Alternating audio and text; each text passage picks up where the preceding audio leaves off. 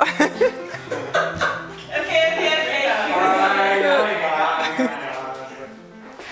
don't talk here.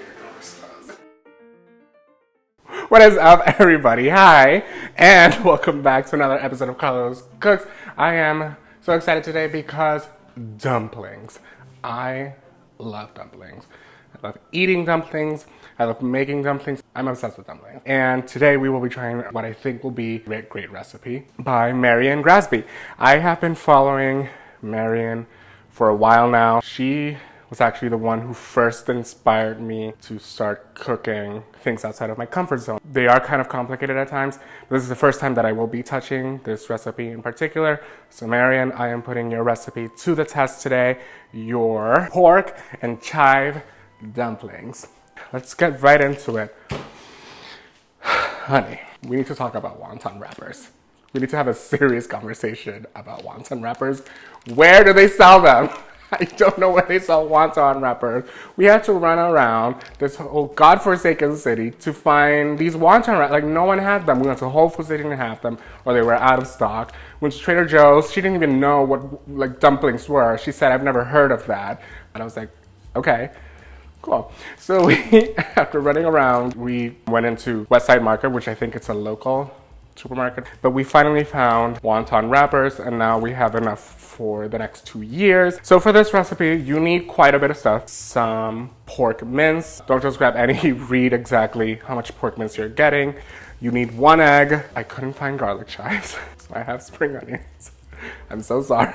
Other than that, we have some cornstarch, we have chicken stock, we have sesame oil, we have our induction cooker, we have water. What don't we have in this house today? Oh, and also you'll need salt and of course your pepper, and then you should be all set to go. After further review of this recipe, I have come to find that you can actually use spring onion and then you can just grate a little bit of garlic. So thanks, Marion, for hooking us up. Spicy. So the first thing that she does is she cuts her garlic chives. I will be cutting my spring onion into a 1/4 cup little cup. I'm just gonna go for it. So that goes into the meat. And then, I forgot what we're doing. Oh, I'm grating the garlic. So you take a small clove. So, okay, answer this question. Is this the clove or is the whole thing the clove? And if so, what is this called? I don't know, is it called a mini clove? Is it the child clove? We're just gonna go ahead and grate our garlic. All right, so that's the garlic in. Cool. We are just going to eyeball it. I usually do. I hope you're okay with that. So this is 1/2 teaspoon. I got the small one because I never really use chicken stock, so for, purposes of this recipe. Oh boy. Everything is seeping everywhere. Then after that, I release the egg. Boom. Okay, so we have 2 teaspoons of corn flour, 1 Mississippi, 2 Mississippi. I'm just gonna go ahead and pour this salt. Now, to be most authentic with the recipe that we're watching, we're gonna vigorously mix with chopsticks. I mean, it's mixing. I don't know that I'm mixing vigorously. So I think this is vigorously mixed enough. Marion, let me know. This is the moment I have been waiting for to put these wonton wrappers to the test. I'm just gonna make a few. I think this recipe makes about 20 dumplings. Obviously, I won't be making 20 dumplings. I just wanna take a small serving of it because the wonton wrappers really aren't that big. And that is how that will look like. Tucked in. Taking the edges, moistening them up with water, and then all the weighted folding technique. Here we go.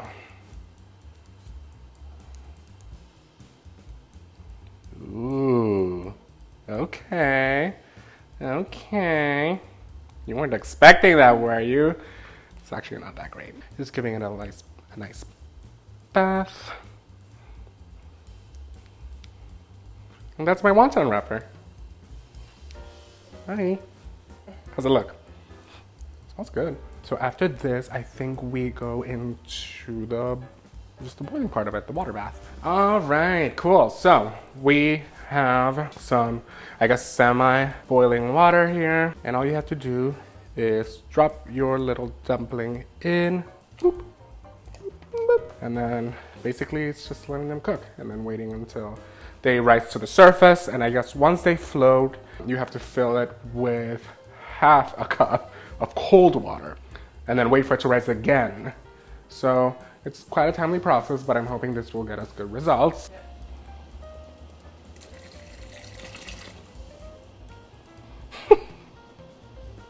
Cool.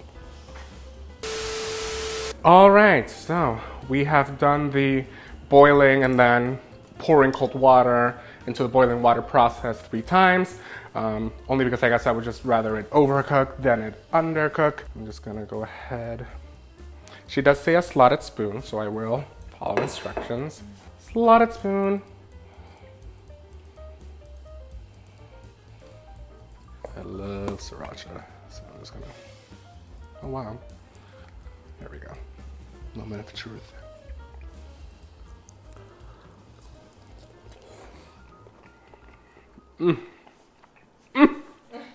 Marion, you did it again.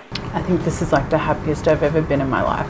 These were delicious. These were so good. The process was fairly easy. The wonton wrapper is not chewy. It's nice and cooked and thick. The meat is perfectly cooked on the inside. The flavor. So good. How did she do that? How did she do that? It's so good. And I bet that chili oil that she talks about is also incredibly delicious. I didn't do that. But this was nice, quick. Took me less than an hour to do. So yeah, I would definitely give this recipe a shot. It's really, really great. I would give really all of her recipes a shot because she's amazing. If you guys enjoyed this video, as always, like, subscribe, leave a comment. Do you have a dumpling recipe? When you get dumplings, what kind of dumplings do you get? Do you want to see me try another different type of dumpling recipe? Do you want me to try the ones with chili oil? Let me know. Otherwise, I will see you in the next video.